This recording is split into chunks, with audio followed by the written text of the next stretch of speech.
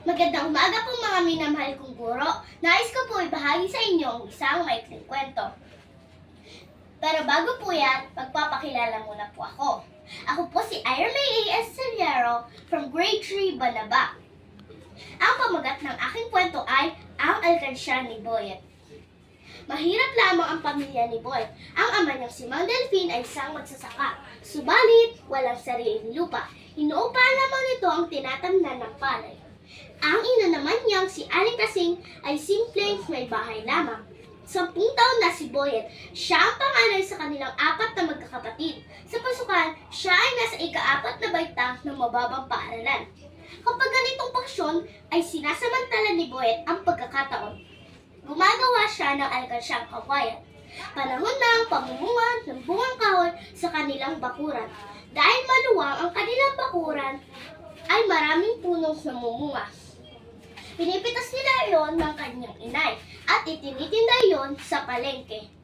Kapag sila ay nakaubos na, ay agad siyang binibigyan ng pera ng kanyang inay.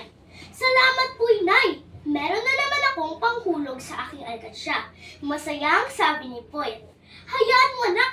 Bago siguro maubos ang mga bunga ng ating mga puno, ay mapupuno na ang alkansya mo. Sabi ng kanyang inay.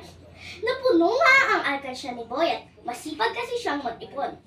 Nung malapit na ang pasukan, nagkaroon ng malakas na bagyo. Nasira ang mga tanim na palay ng tatay ni Boyet. Kakaunti lang ang kanilang inani. Nagkautang ang kanyang itay. Nag-aalala naman ang inay ni Boyet. Malapit na ang pasukan at nawala ang inaasahan nilang panggagalingan ng pera. Baka hindi ka makapag-aral ngayong taong ito, anak. Malungkot na sabi ng kanyang inay. Nasira ang mga pananim natin dahil sa bagyo at may utang pa tayo. Makakapag-aral po ako, inay. Puno na po ang alkansya ko. Ito po ang gagamitin ko sa aking pag-aaral. Nakangiting sabi ni Boyet. Nakapag-aral si Boyet ng pasukang iyon. Salamat at naisipan niya mag-impok para sa darating na pangangailangan.